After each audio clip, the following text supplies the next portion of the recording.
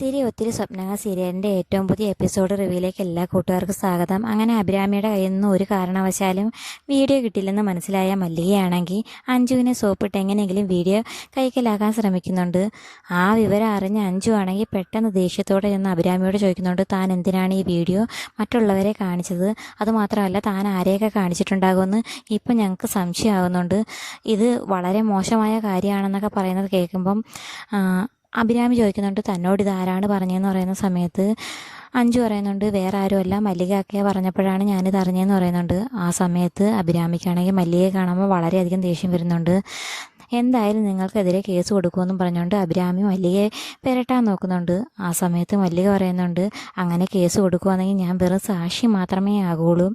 കാരണം ഈ വീഡിയോ എടുത്തത് അഞ്ജു ആണ്. മാത്രമല്ല, മേഡത്തിനെ കൊണ്ടുപോയി കാണിച്ചത് അഭിരാമിയാണ്. അതുകൊണ്ട് തന്നെ ഒന്നാം പ്രതി അഞ്ജുവും രണ്ടാം പ്രതി അഭിരാമിയും കൂടാതെ മേഡവും കുറ്റക്കാരിയാകും. ഞാൻ വെറും മാപ്പുസാക്ഷി മാത്രമാകുള്ളൂ. കുറേ നിയമമൊക്കെ എനിക്കും അറിയാമെന്നും പറഞ്ഞുകൊണ്ട് മല്ലിക തിരിച്ച് തർക്കിക്കുന്നുണ്ട്. ആ സമയത്താണെങ്കിൽ അഭിരാമിക്ക് ഒന്നും പറയാൻ സാധിക്കാതെ നിൽക്കുന്നുണ്ട്. എന്തായാലും നിങ്ങൾ ഇവിടെ നിന്ന് സംസാരിക്കും, ഞാനിതെല്ലാം കേൾക്കാമെന്നും പറഞ്ഞുകൊണ്ട് മല്ലിക അവിടെ നിൽക്കുന്ന സമയത്ത് അഞ്ജുവും അഭിരാമിയും കൂടെ മല്ലിക എങ്ങനെയെങ്കിലും വിരട്ടി ഓടിക്കുന്നുണ്ട്. ആ സമയത്ത് അഞ്ജു അഭിരാമിയോട് പറയുന്നുണ്ട്, താൻ ഈ വീഡിയോ വേറെ ആർക്കൊക്കെ കാണിച്ചിട്ടുണ്ട്, എന്തൊരു സ്വാർത്ഥ ഉദ്ദേശത്തിലാണ് താൻ ഈ വീഡിയോ എടുപ്പിച്ചതെന്നും എനിക്കിപ്പോൾ സംശയമാകുന്നുണ്ട്. താനിത് ആർക്കൊക്കെ കാണിച്ചിട്ടുണ്ടെന്ന് പറയടോ എന്നൊക്കെ പറഞ്ഞുകൊണ്ട് അഞ്ജു പറയുന്നുണ്ട്. മാത്രമല്ല, ഈ വിവരമൊക്കെ വർഷം അറിഞ്ഞു കഴിഞ്ഞാൽ നമ്മുടെ ഇടയിലുള്ള ഫ്രണ്ട്ഷിപ്പ് പോലും അവസാനിക്കും. ആ സമയത്ത് അഭിരാമി പറയുന്നുണ്ട്, എങ്ങനെയെങ്കിലും വർഷയുടെയും വിവേകിൻ്റെയും വിവാഹം എത്രയും പെട്ടെന്ന് നടക്കാൻ വേണ്ടിയാണ് ഞാൻ ഇതൊക്കെ ചെയ്തത്. ഇതിൻ്റെ പേര് വിവേകിൻ്റെ വായിൽ നിന്ന് ഒരുപാട് എനിക്ക് വഴക്ക് കേൾക്കേണ്ടി വന്നിട്ടുണ്ട്. ഇനി തൻ്റെ വായിൽ നിന്നും കൂടി അത് കേൾക്കാൻ വയ്യ, താനൊന്നും ചുമ്മാതിരിയടോ എന്ന് പറയുന്നുണ്ട്. അന്നേരം അഞ്ജു ചോദിക്കുകയും ചെയ്യുന്നുണ്ട്, താൻ എന്തിനാണ് ഇത്ര തിടുക്കം കാണിക്കുന്നതെന്ന് ചോദിച്ചുകൊണ്ട് അഞ്ജു ദേഷ്യപ്പെട്ടു പോവുകയും ചെയ്യുന്നുണ്ട്. അഞ്ജു പോയതിന് ശേഷമാണെങ്കിൽ അഭിരാമി ഇങ്ങനെ ചിന്തിക്കുന്നുണ്ട്, ശ്രീനാഥിനെ കാണിക്കാൻ വേണ്ടി വീഡിയോ എടുത്ത കാര്യവും അതുപോലെ ശ്രീനാഥ് അവരുടെ ഒരു സ്നേഹം നേരിട്ട് കണ്ട കാര്യമൊക്കെ ഇങ്ങനെ അഭിരാമി ചിന്തിക്കുന്നുണ്ട്. ഇതേ സമയമാണെങ്കിൽ പ്ലേ സ്കൂളിൽ നിന്നാണെങ്കിൽ ടീച്ചർ വർഷയെ വിളിക്കുന്നുണ്ട്. വേറൊന്നിനുമല്ല, എന്നും ആർച്ച മോളെ ഉച്ചയ്ക്ക് തന്നെ ഡാഡി വിളിച്ചുകൊണ്ട് പോകുന്നുണ്ട്. എല്ലാ കുട്ടികളും വൈകുന്നത് വരെ ഇരിക്കും. ഇവിടുത്തെ കെയറിങ് കുറവായതുകൊണ്ടാണോ എന്നും ഇങ്ങനെ വിളിച്ചുകൊണ്ട് പോകുന്നത്. മാത്രമല്ല, മറ്റു കുട്ടികളുമായിട്ട് ആർച്ച ഇടപഴകാൻ ഒരു സമയം പോലും നൽകുന്നില്ല. ഈ വിവരം വർഷ ഇപ്പോഴറിയുന്നത് കൊണ്ട് തന്നെ വർഷ പറയുന്നുണ്ട്, ഇനി അങ്ങനെയൊന്നും സംഭവിക്കില്ല, ഞാൻ അറിഞ്ഞിട്ടുള്ള കാര്യമല്ല അത്. എന്തായാലും ഡാഡിയോട് ഞാൻ ചോദിക്കാം, ഡാഡിയും മോളും കൂടി ചേർന്നിട്ടുള്ള കളിയായിരിക്കുമെന്ന് ടീച്ചറും പറയുന്നുണ്ട്. അങ്ങനെ നേരെ അത് തിരക്കാൻ വേണ്ടി വർഷ ജോലിക്കിടയിൽ വീട്ടിലേക്ക് വരുന്നുണ്ട്. വീട്ടിൽ വരുന്ന സമയമാണെങ്കിൽ ആർച്ചമോളും വിവേകും കൂടെ ചേർന്ന് പടം വരയ്ക്കുകയും കളിക്കുകയും ചെയ്യുന്നുണ്ട്. ആ സമയത്ത് വർഷ വന്ന് ചോദിക്കുന്നുണ്ട്, എന്തിനാണ് കുഞ്ഞിനെ ഇത്രയും നേരത്തെ വിളിച്ചുകൊണ്ട് വന്നത്? ടീച്ചർ എന്നെ വിളിച്ച് പരാതി പറഞ്ഞല്ലോ എന്നൊക്കെ പറഞ്ഞുകൊണ്ട് വഴക്ക് പറയുന്നുണ്ട്. ഇതേ സമയത്ത് അത് കേട്ടുകൊണ്ട് വരുന്ന വസുന്ധര ആൻറ്റി ആണെങ്കിൽ പറയുന്നുണ്ട്, എന്തായാലും കുഞ്ഞിനെ വൈകുന്നത് വരെ പ്ലേ സ്കൂളിൽ നിർത്താഞ്ഞത് ശരിയായില്ല. ഇനി ഞാനത് സമ്മതിക്കില്ല.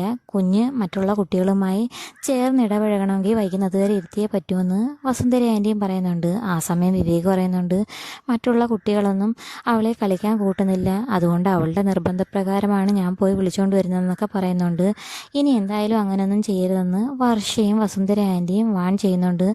അങ്ങനെ വർഷയാണെങ്കിൽ പിന്നീട് ജോലിക്ക് പോകാൻ ഒരുങ്ങുന്ന സമയത്താണെങ്കിൽ വസുന്ധര ആൻറ്റി പിറകെ പോയിട്ട് പറയുന്നുണ്ട്, എന്തായാലും നിങ്ങളുടെ വിവാഹ നിശ്ചയം നടത്താൻ തീരുമാനിച്ചിരുന്നതല്ലേ, അത് മാറ്റി എത്രയും പെട്ടെന്ന് നല്ലൊരു മുഹൂർത്തം നോക്കി നിങ്ങളുടെ വിവാഹം നടത്തട്ടോ.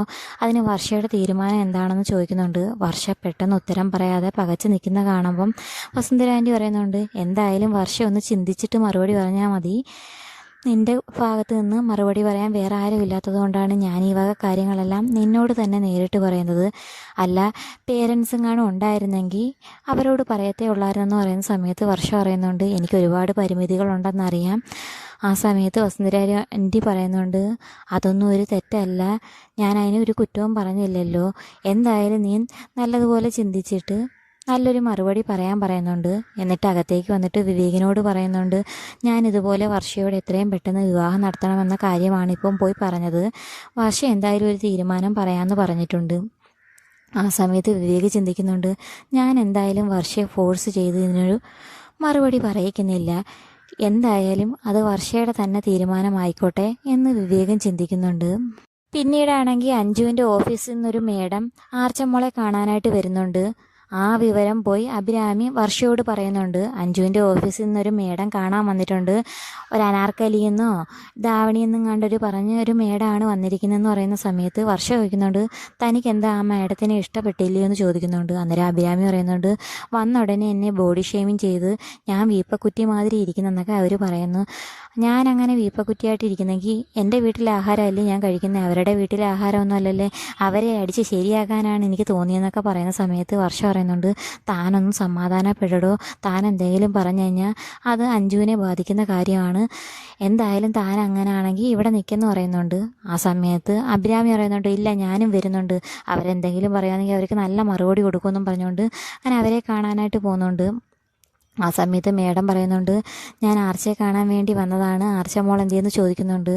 അന്നേരം ആർച്ചയെ കാണാൻ വേണ്ടിയാണോ വന്നത് എന്ന് ചോദിക്കുന്ന സമയത്ത് മേഡം പറയുന്നുണ്ട്, ഞാൻ ആർച്ചയെ കാണാൻ വേണ്ടി മാത്രമാണ് വന്നതെന്ന് പറയുന്ന സമയത്ത് വർഷയും അഭിരാമിയും എന്താണെന്നറിയാതെ ഒന്ന് സംശയപ്പെടുന്നുണ്ട്. ആർച്ചമോൾക്ക് കഴിക്കാൻ കുറേ ഫ്രൂട്ട്സൊക്കെ കൊണ്ടുവന്നിട്ട് എല്ലാം ആർച്ചമോൾക്ക് തന്നെ കൊടുക്കണമെന്ന് പറഞ്ഞിട്ട് പോകുന്നുണ്ട്. ആ സമയത്ത് അഭിരാമി വർഷയോട് പറയുന്നുണ്ട്, ഇവരുടെ വരവിൽ എന്തോ ഒരു ദുരുദ്ദേശം ഉണ്ടെന്ന് എനിക്ക് മനസ്സിലാവുന്നുണ്ടെന്ന് അഭിരാമി പറയുന്നുണ്ട്. ആ സമയം വർഷ പറയുന്നുണ്ട്, താൻ പറയുന്നത് ശരിയാടോ, എനിക്കും അങ്ങനെ തോന്നുന്നുണ്ടെന്ന്. അങ്ങനെ പുറത്തേക്ക് അഞ്ജുവിനെ കൊണ്ടുപോയി മേഡം പറയുന്നുണ്ട്, ഞാൻ പറഞ്ഞ കാര്യമെല്ലാം കൂട്ടുകാരോട് പറഞ്ഞോ, എത്രയും പെട്ടെന്ന് പറയണം, നല്ലൊരു തീരുമാനം അറിയിക്കണമെന്നും പറഞ്ഞുകൊണ്ട് മേഡം പോകുന്നുണ്ട്. ആ സമയത്ത് അഞ്ജു പറയുന്നുണ്ട്, എത്രയും പെട്ടെന്ന് തീരുമാനം എന്താണെന്ന് ഞാൻ മേഡത്തിനെ അറിയിക്കാമെന്ന് പറയുന്നുണ്ട്. അങ്ങനെ അഞ്ജു അകത്തേക്ക് കയറി വരുന്ന സമയത്ത് വർഷ അഭിരാമിയും ചോദിക്കുന്നുണ്ട്, അവരെന്തിനാണ് ആർച്ചയെ കാണാൻ വന്നതെന്ന് ചോദിക്കുന്ന സമയത്ത് അഞ്ജു പറയുന്നുണ്ട്, അവർക്ക് കുട്ടികളില്ല, അതുകൊണ്ട് തന്നെ ആർച്ചയെ അവർക്ക് വളരെയധികം ഇഷ്ടപ്പെട്ട് ആർച്ചയെ ദത്തെടുക്കാൻ വേണ്ടി വന്നതാണ്. ഒരുപാട് ഓർഫണേജിൽ പോയി കുട്ടികളെ കണ്ടെങ്കിലും അവരെ ആരെയും അവർക്ക് ഇഷ്ടപ്പെട്ടില്ല. അങ്ങനെ വർഷയോടും വിവേകിനോടും ഒത്തു നിൽക്കുന്ന കുഞ്ഞിനെ അവർ മുന്നേ തന്നെ കണ്ടിട്ടുണ്ട്. അങ്ങനെ ആ കുട്ടിയെ ഇഷ്ടപ്പെട്ടിട്ടുണ്ട്. മാത്രമല്ല ആ കുട്ടിയുടെ ഫോട്ടോ ഹസ്ബൻഡിന് ഇട്ട് കൊടുത്തപ്പോൾ ഹസ്ബൻഡിനും വളരെയധികം ഇഷ്ടപ്പെട്ട്, അതുകൊണ്ട് ദത്തെടുക്കാൻ വേണ്ടി വന്നതാണെന്ന് പറയുന്ന സമയത്ത് ആർച്ച വളരെയധികം ദേഷ്യപ്പെടുന്നുണ്ട്. താൻ എന്തിനാണ് ഇങ്ങനെ ഒരു കാര്യം പറഞ്ഞത്, മാത്രമല്ല കുഞ്ഞിൻ്റെ ഫോട്ടോ മറ്റുള്ളവർക്ക് ഷെയർ ചെയ്തതിൻ്റെ കാര്യം എന്തുവാണ്, അത് ഞങ്ങളോടൊന്നും ആലോചിക്കാതെ താൻ എന്തിനാണ് ഇങ്ങനെ ചെയ്തതെന്നൊക്കെ ചോദിക്കുന്ന സമയത്ത് അഞ്ജു പറയുന്നുണ്ട്, അത് നമ്മുടെ നല്ലതിന് വേണ്ടിയാണ്, കുറച്ച് നാൾ കഴിയുമ്പോൾ നമ്മളെല്ലാവരും വേറെ ഫാമിലിയായി മാറും, മാത്രമല്ല നമുക്കും കുട്ടികളുണ്ടാകുമ്പം ആർച്ചയെ നോക്കാനൊരു ബുദ്ധിമുട്ടായിരിക്കും, ഇവർക്കാണെങ്കിൽ കുട്ടികളൊന്നുമില്ലല്ലോ, അതുകൊണ്ട് ഇവർ നല്ലതുപോലെ ഈ കുഞ്ഞിനെ നോക്കുമെന്നൊക്കെ പറയുന്നുണ്ട്. ആ സമയത്ത് അഭിരാമിയും ദേഷ്യത്തിൽ പറയുന്നുണ്ട്, അത് താനാണോ തീരുമാനിക്കുന്നത്, ഇങ്ങനൊരു കാര്യം ചെയ്ത് കഴിഞ്ഞപ്പം എന്തായാലും വീട്ടിൽ എല്ലാവരോടും ആലോചിച്ചിട്ട് മാത്രം ഒരു തീരുമാനം പറഞ്ഞാൽ മതിയായിരുന്നു എന്ന് അഭിരാമിയും ദേഷ്യപ്പെട്ട് പറയുന്നുണ്ട്. അന്നേരം അഭിരാമി പറയുന്നുണ്ട്, ഈ വിവരം കാണും വിവേകേട്ട അറിഞ്ഞാൽ തന്നെ വെച്ചേക്കില്ലെന്ന് പറയുന്ന സമയത്ത് എന്തായാലും വിവേകിനോട് ഞാൻ ഈ വിവരം സംസാരിക്കാം, വിവേകിനെ കൊണ്ട് സമ്മതിപ്പിക്കുന്ന കാര്യം ഞാൻ ഏറ്റെന്നും പറഞ്ഞുകൊണ്ട് നൈറ്റ് എല്ലാവരും കൂടി പുറത്തേക്ക് പോകുന്നുണ്ട്. ഫുഡൊക്കെ കഴിച്ച് കഴിഞ്ഞിട്ട് വിവേകിനോട് കാര്യം അവതരിപ്പിക്കാൻ ശ്രമിക്കുന്നുണ്ട് അഞ്ജു. കാര്യം കേൾക്കുന്ന വിവേകിനാണെങ്കിൽ വളരെയധികം ദേഷ്യമാവുന്നുണ്ട്. അപ്പോൾ വിവേക് പറയുന്നുണ്ട്, ഈ കുഞ്ഞിനെ ഒരു കാരണവശാലും ഞാൻ ആർക്കും വിട്ടുകൊടുക്കില്ല, കുഞ്ഞിൻ്റെ ഡാഡി തന്നെ വരുവാണെങ്കിലും അയാൾ കുഞ്ഞിനെ ചൊവ്വിന് നോക്കോ ഇല്ലയോ എന്ന് ഉറപ്പ് വരുത്തിയിട്ട് മാത്രമേ കുഞ്ഞിനെ ഡാഡിക്ക് പോലും വിട്ടു നൽകൂ. ഈ വിവരം പറയാനാണെങ്കിൽ ഇനി ഒരു കാരണവശാലും അഞ്ജു എൻ്റെ അരികിലേക്ക് വരേണ്ടെന്ന് പറഞ്ഞ് ദേഷ്യത്തിൽ പോകുന്നുണ്ട്. ആ സമയത്ത് വർഷം മനസ്സിൽ ചിന്തിക്കുന്നുണ്ട്, എത്രയും പെട്ടെന്ന് വിവാഹം നടത്തുന്നതിന് സമ്മതമാണെന്ന് വിവേകിനോട് തുറന്നു പറയാമെന്ന് ചിന്തിക്കുകയും ചെയ്യുന്നുണ്ട്. അങ്ങനെ വിവേകിൻ്റെ നല്ല മനസ്സ് കണ്ട വർഷയ്ക്കാണെങ്കിൽ എത്രയും പെട്ടെന്ന് വിവാഹം നടത്താൻ തീരുമാനിക്കുന്നുണ്ട്. അങ്ങനെ എത്രയും പെട്ടെന്ന് അവരുടെ വിവാഹം നടക്കുമോ ഇല്ലയോ എന്ന് കാത്തിരുന്ന് തന്നെ കാണാം. അപ്പോൾ വീഡിയോ ഇഷ്ടമായ ചാനൽ സബ്സ്ക്രൈബ് ചെയ്യാനും സപ്പോർട്ട് ചെയ്യാനും മറക്കല്ലേ കൂട്ടുകാരെ.